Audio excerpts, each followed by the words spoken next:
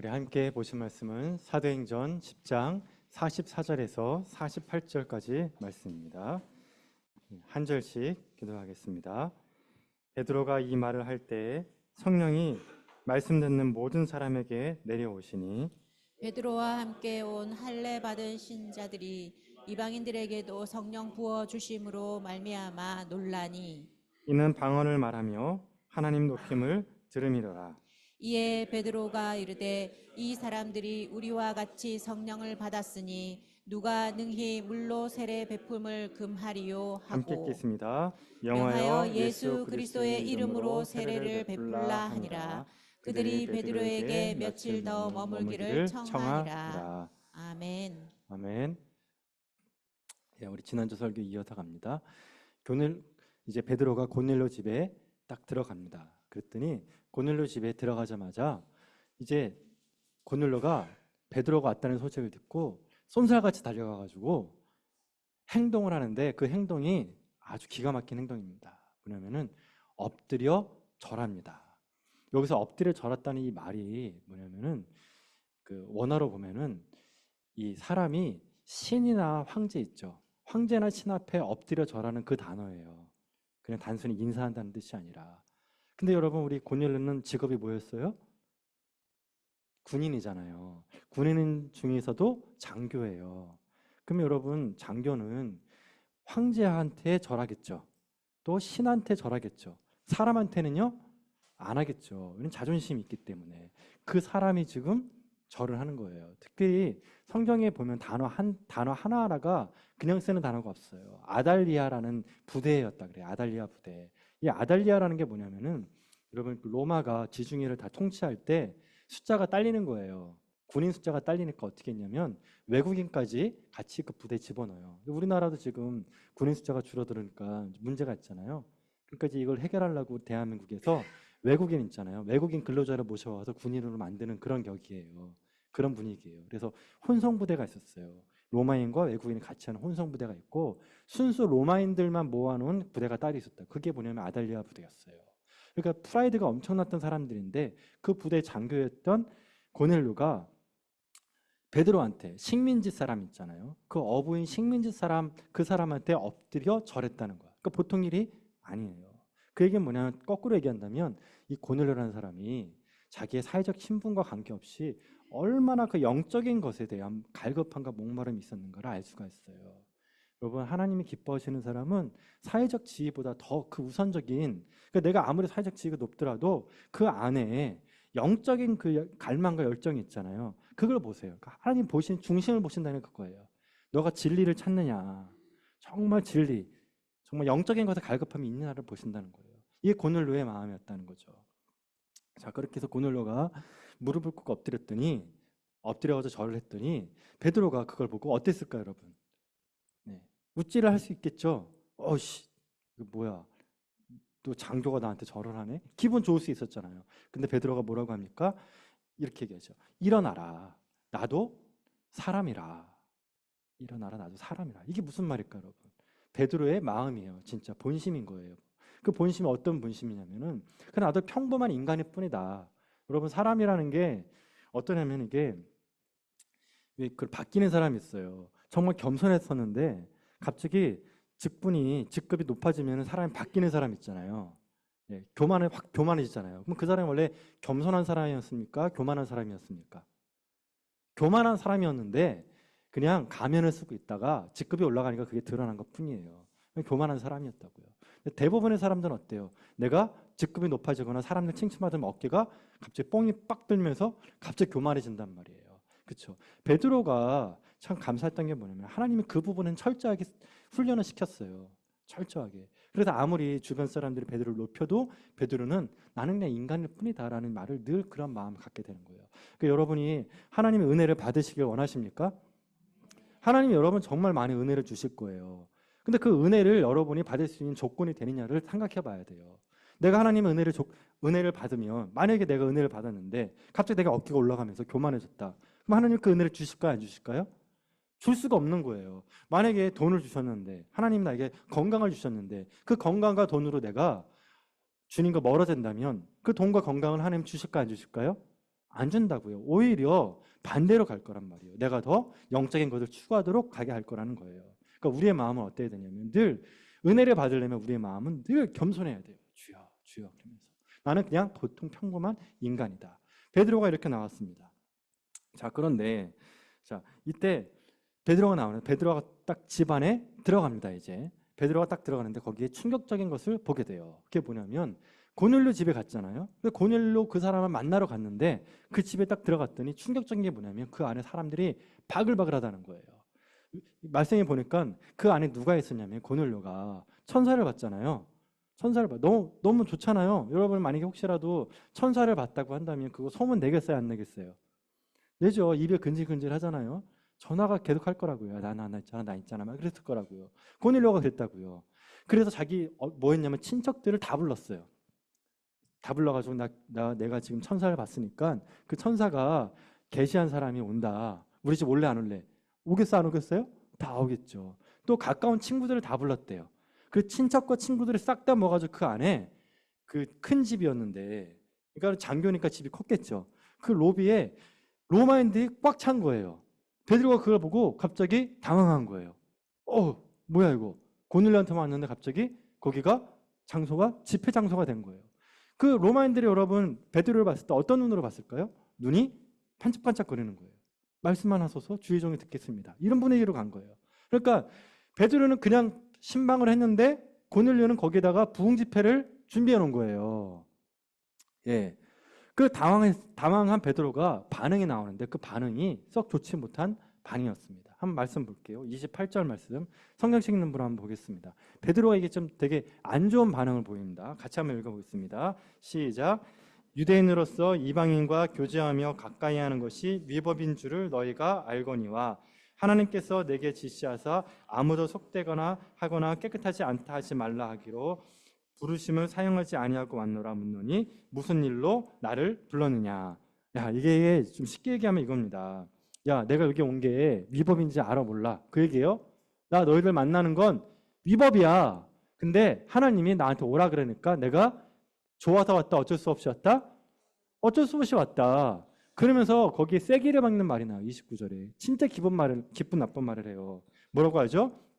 무슨 일로 나를 불렀느냐. 나 왜 불렀어? 이 얘기예요. 내가 오고 싶은 마음은 없었는데 하나님이 오라 그래서 어쩔 수 없이 왔어. 나 왜 불렀어? 이 얘기예요. 여러분 이거 들으면 기분이 좋아요, 나빠요? 나쁘죠. 잔뜩 기대하고 사람 모아놓고 부흥 집회 딱 해놨습니다. 성령님께서 이건 하신 거예요. 성령님이 뭘 하신 거냐면 다 모아놓고 이제 베드로 너는 말씀만 전하면 된다라고 준비를 쫙 해놨는데 베드로가 그때 거기에 마음의 브레이크를 딱 걸어버린 거예요. 딱 브레이크를. 자, 그러니까 여러분 왜 베드로의 인성이 나빴기 때문에 이랬을까요, 여러분? 베드로라는 사람이 원래 그렇게 못돼 먹은 사람이니까 이렇게 까칠하게 나왔을까요? 아니라는 거죠. 왜 그랬을까요? 그의 선입견 때문에 그래요. 유대인들이 가지고 있는 선입견. 절대 이방인들하고는 밥도 먹지 말고 같이 있지도 말고 같이 잠잘 수도 없다. 이방인은 개와 같은 존재다. 더러운 존재다. 이 선입견이 이런 정말 무례한 행동을 하도록 만들어낸 거예요. 자, 그런데 여러분 놀라운 건 고넬료의 그 다음 행동이에요. 고넬료가 여러분 이렇게까지 무시당했으면 엎드려 절까지 하고 이렇게 했으면 젠틀하게 나왔어야 되는데 베드로가 까칠하게 나갔잖아요. 그런데도 그 고넬료는 뭐라 그랬냐면 천사의 얘기를 쭉 해주면서 뭐라고 얘기했냐면 33절에 마지막에 이런 말을 합니다. 33절 마지막에 오셨으니 잘하였나이다. 이게 뭐냐면은 풀어 설명하면은 와주셔서 너무 감사합니다예요. 와주셔서 너무 감사합니다. 나 왜 불렀니? 그건데 고넬료의 대답은 뭐라고요? 와주셔서 너무 감사합니다. 너무 젠틀하죠. 베드로보다 훨씬 더 열린 태도예요. 예. 자, 그러면서 뭐라 그랬냐면은 내가 당신을 부른 이유는 하나님께서 당신에게 명하신 모든 것을 듣고자 이렇게 다 하나님 앞에 있습니다.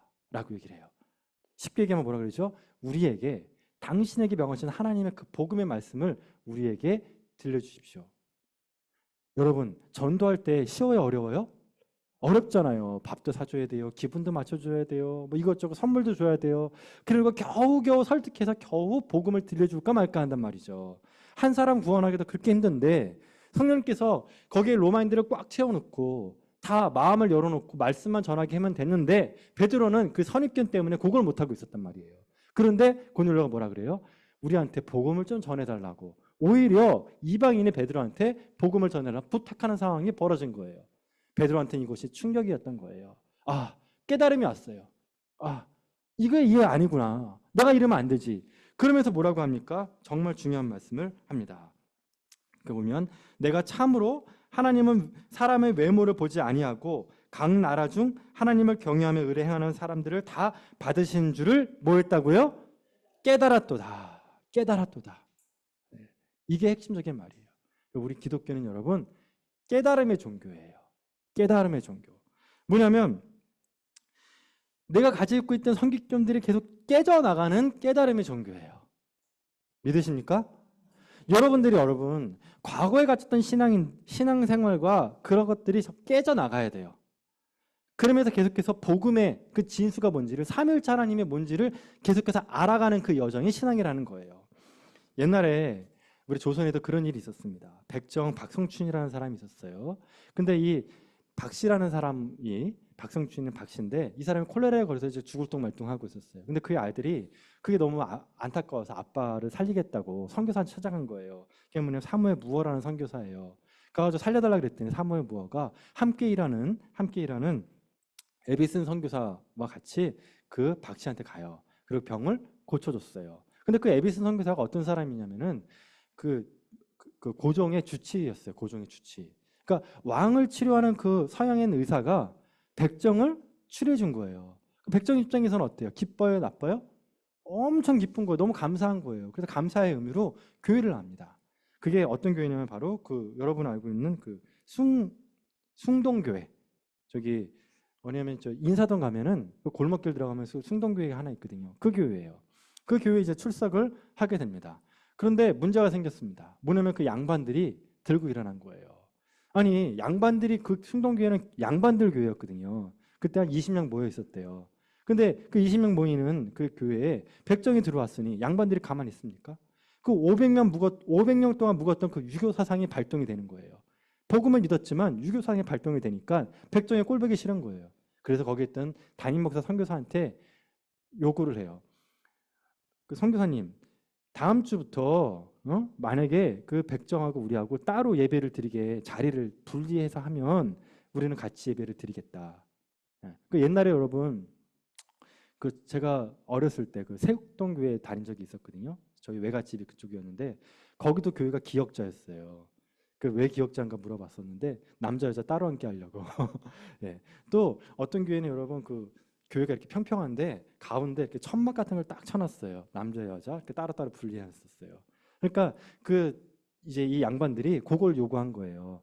양반 자리와 백정 자리를 따로 구분해서 칸막이 같은 걸 좀 쳐달라고. 안 그러면 우리가 다 나가겠다고. 그래서 선교사가 뭐라 그랬을까요? 뭐라 그랬냐면 하나님 앞에 모든 인간은 평등하다. 반대해버린 거예요. 그랬더니 그 여기 있던 양반들이 모두 다 나가버렸어요. 다 교회를 다 나가버렸어요. 누가 남나요? 백정만 남은 거예요. 너무 미안한 거예요. 그래서 이 사람이 열심히 전도하기 시작합니다. 그런데 데리고 오는 사람들이 다 백정이에요. 그 왜 그랬냐면은 왜 백정이냐면은 아니 아는 사람이 백정밖에 없고 또 평민이나 다른 사람을 만나려면 백정을 무시하니까 뭐 다 무시하니까 만나주라니까 그 교회가 부흥을 하는데 백정교회가 돼버린 거예요.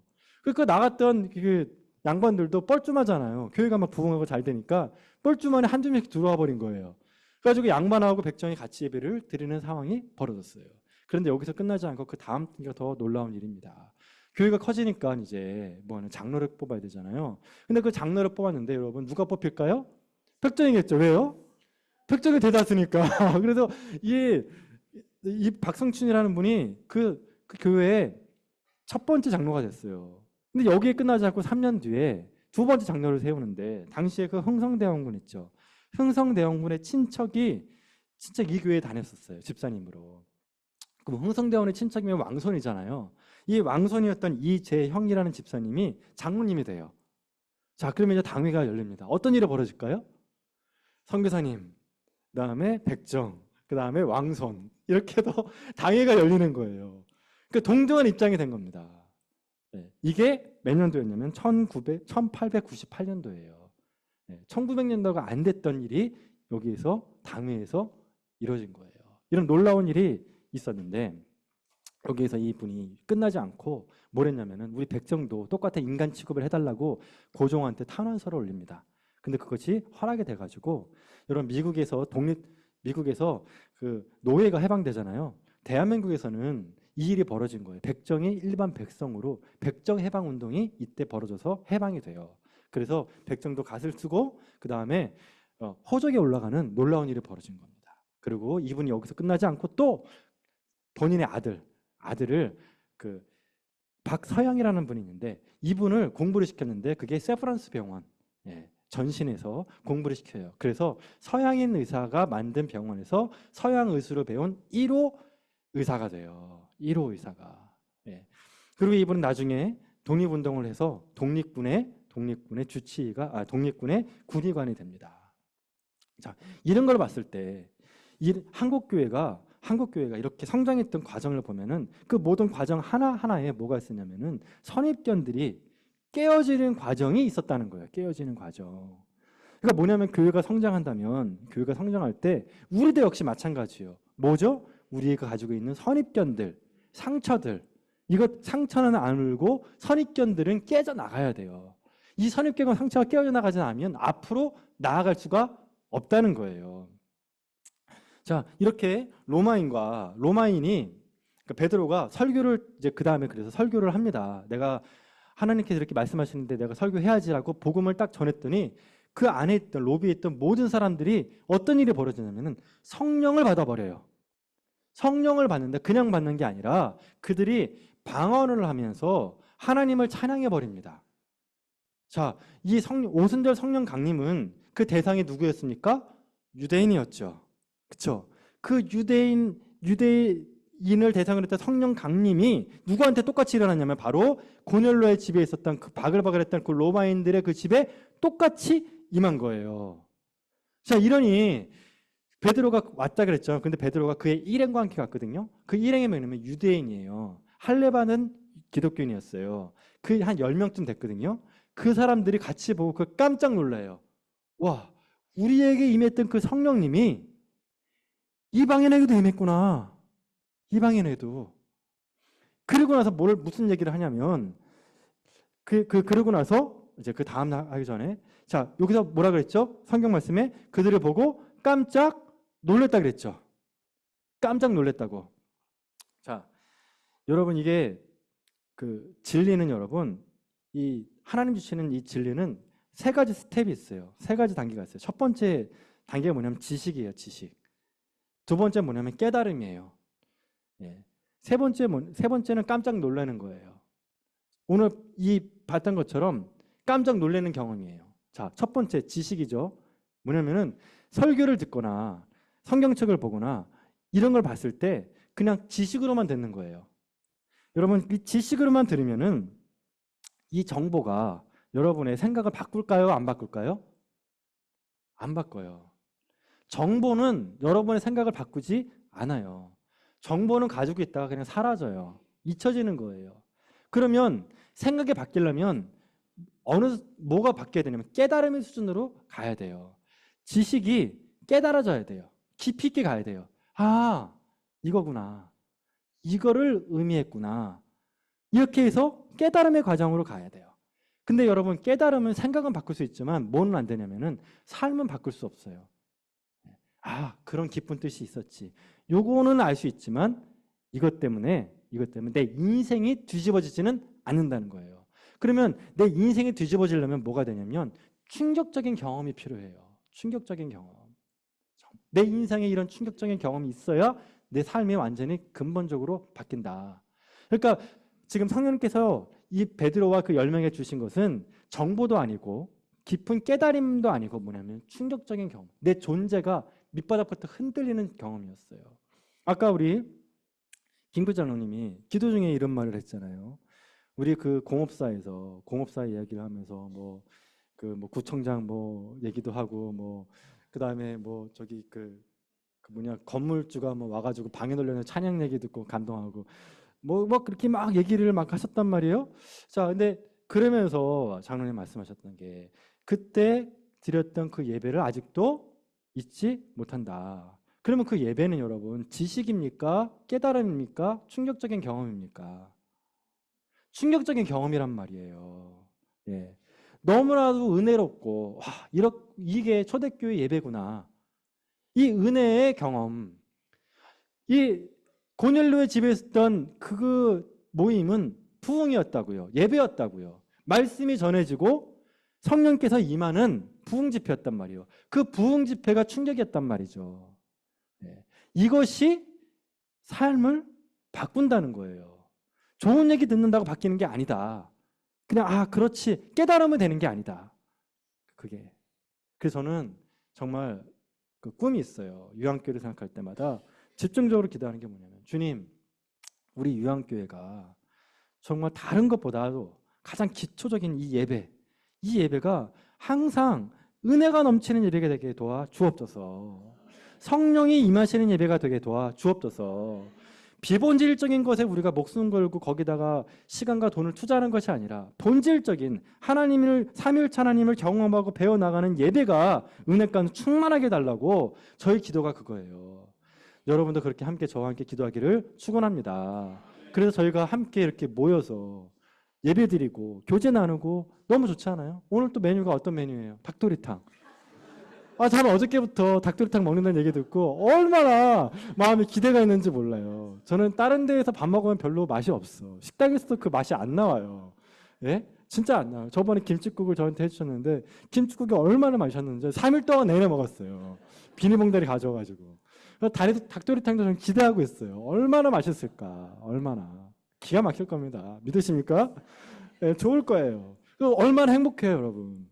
함께 예배드리고 은혜 가운데 은혜 충만하고 같이 닭도리탕도 먹고 서로 떡도 집에 가서 원하는 만큼 싸가지고 가고 이런 것이 초대교회 우리 아름다운 모습이 아니겠습니까? 그래서 이런 은혜 가운데 저희가 이런 은혜 가운데 성령님이 우리를 이끄신다. 그때 우리가 반항하면 안 돼요. 베드로처럼. 주님, 이건 제 선입견인데 이건 아니죠, 주님. 이거는 교회가 이렇게 가면 안 돼. 그게 아니라 그때 내려놔야 돼요. 내가 가지고 있었던 생각들. 특히 여러분들 내려놓을 거면 과거의 경험 있죠. 예? 과거를 잊지 마세요. 이런 말 있죠. 이건 안 돼. 우리는 과거를 잊어야 돼. 우리는 그거 다 잊어버려야 돼요, 여러분. 이전 것은 지나갔으니 보라, 새 것이 되었다.